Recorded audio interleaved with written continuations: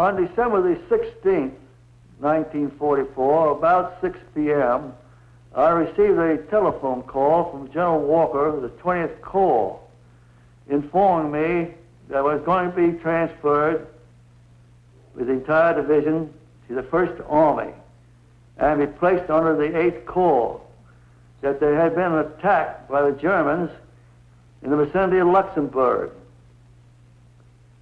I immediately dispatched my Chief of Staff to Bastogne, the headquarters of the 8th Corps, for orders. The Chief of Staff returned about 2 a.m. the next morning and informed me that the division was to go into a quartering area just west of Luxembourg. When the Battle of the Bulge began, my unit was in a rest area south of Luxembourg. We received orders to be prepared to move north on 24 hours' notice. A short time later, the alert was changed to 12 hours. A short time later, we were on the road. The 10th Armored Division sent 2 of its combat commands northwest of Luxembourg to go into action there, and they sent my combat command west to Arlon and then on to north to Bastogne. I preceded my outfit into Bastogne and got into Bastogne about 4 o'clock in the afternoon and found General Middleton. General Middleton asked me how my outfit fought and how many pieces my outfit would fight in. I told him 3. He said, all right, send 1 to Noville, which is 6 or 7 kilometers north, 1 east to Longville, and 1 southeast to Bras. A little sidelight here. I had held up the march of our outfit to get O'Hara in front, because O'Hara had not been in the fighting heavily down around the Merzig area. So we got O'Hara in front, and I sent him out to Bras. I took my team down this road toward Wiltz, and we stopped for the night opposite the town of Warden. On our way down this road, we passed many American soldiers coming to the rear, most of whom seemed to be from the 28th Division. Apparently they'd been hit hard further forward.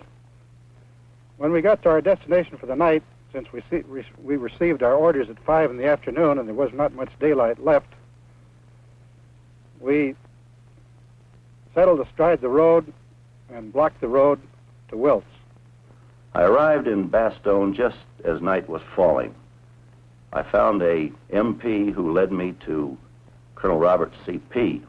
It was a very brief meeting, and Colonel Robert C.P. told me that O'Hara had been sent out to the east of the town and was in a defensive position, and that Cherry was moving out slightly to the northeast of the town, and as soon as my column arrived, I was to keep moving and move to the north of the town to a little place called Noville.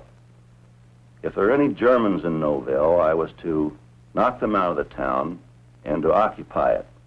If there were no Germans, I was to occupy Noville, going no further north, because this would be the limit of the range of the 10th Armored Division artillery, which was located in the vicinity of Bastogne. This, then, was the disposition of Combat Command B on the 18th of December, the night of their arrival in Bastogne. Team des Aubry was at Noville. Team Cherry at Longville. Team O'Hara at Warden. The total strength of the 3 defending units was about 75 tanks and 2,800 officers and men. Battering at the gates of Bastogne were the advance elements of General Manteuffel's 5th Panzer Army and General Brandenberger's 7th Army. Approximately 300 tanks and 50,000 men, whose mission, in addition to taking Saint-Vit and Wild, was to take Bastogne, and to take it fast. Bastogne schnell zu nehmen. Denn es kam auch darauf an, It was very important to capture Bastogne fast. It was the most important road junction in the southern area of the Ardennes combat section. And in the event General Eisenhower's reserve forces, which we suspected were near Reims, arrived to attack, they would have to pass Bastogne. Ankamen und gegen uns angesetzt wurden, mussten sie in jedem Falle über Bastogne kommen. Ich bin General der Panzertruppe Hasso von Manteuffel. I am Hasso Eckhart von Manteuffel, former general of the Panzer Troops and commander-in-chief of the 5th Panzer Army. We completed establishing the defenses of Noville about midnight. Actually, the defense was a routine, traditional type defense. We set out roadblocks to the east, one to the north, and one to the northwest, because these were the directions that we expected the Germans to attack us.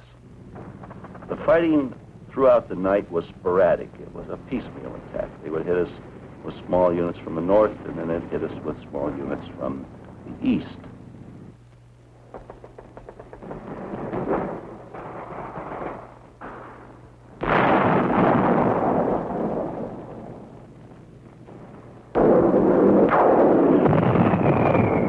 Cherry, who's not here,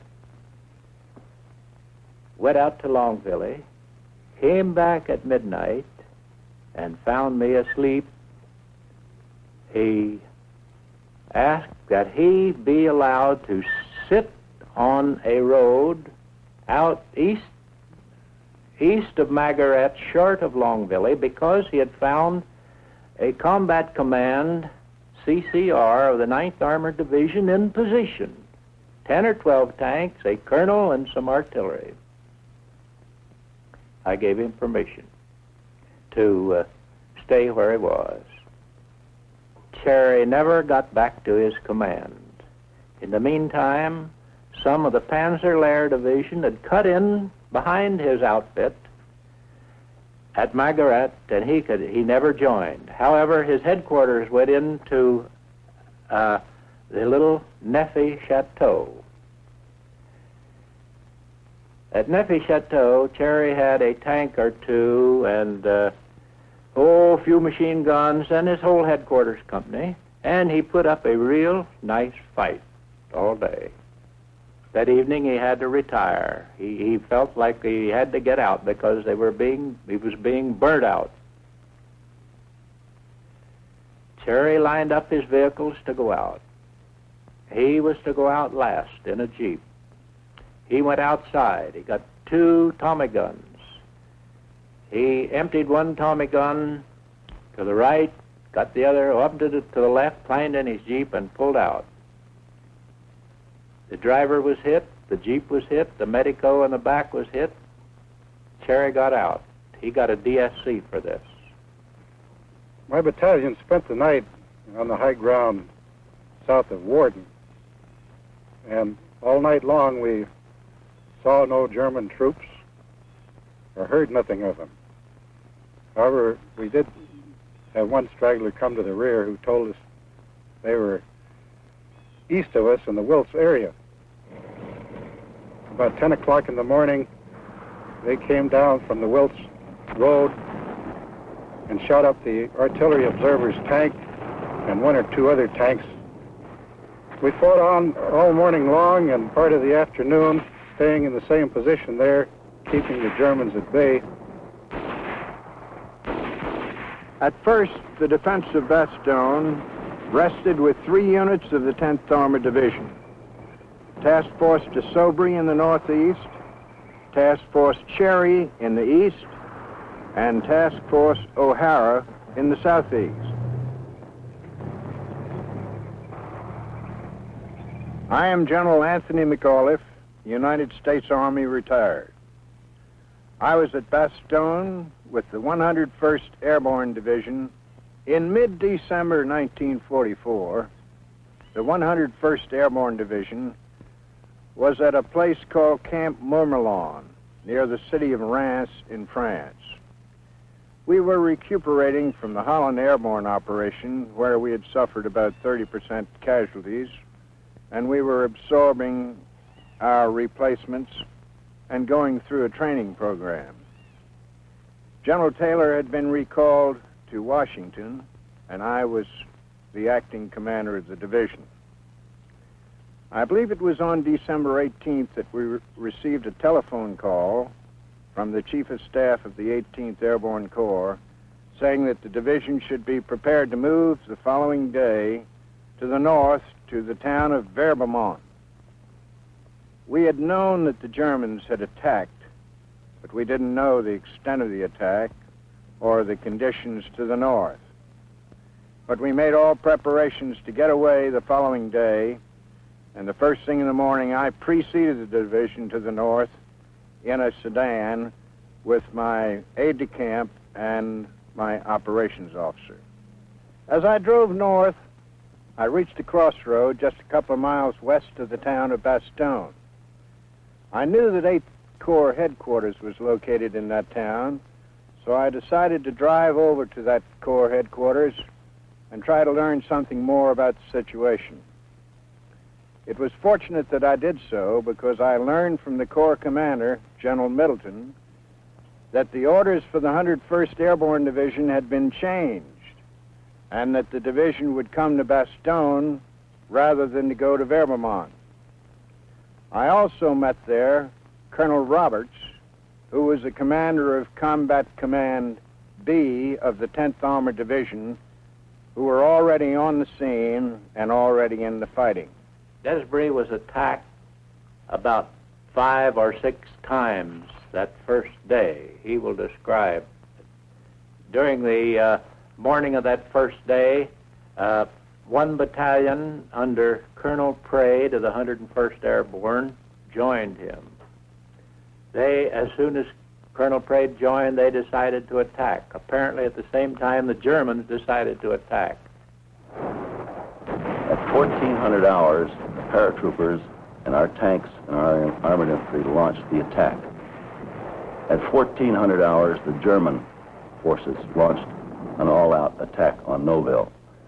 So we had the situation of the Germans and the American units attacking one another simultaneously from points about 700 yards distant.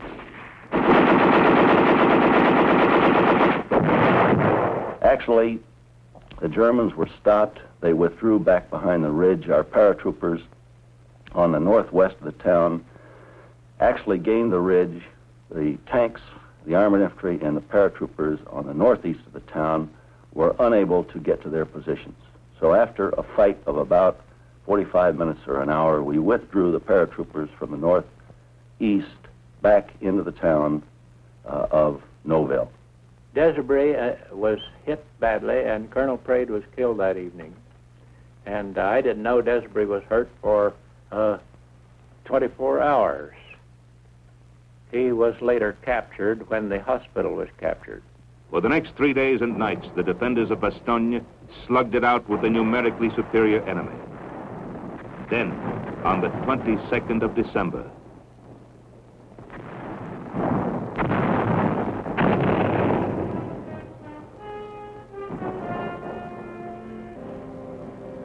when the besieged city was finally encircled, the commanding general of the 47th Panzer Corps sent the following surrender ultimatum. It called for the surrender of the Bastogne garrison. If the Americans did not comply within 2 hours, Bastogne would be completely destroyed and its defenders annihilated. General McAuliffe's one-word answer, nuts, reverberated around the world.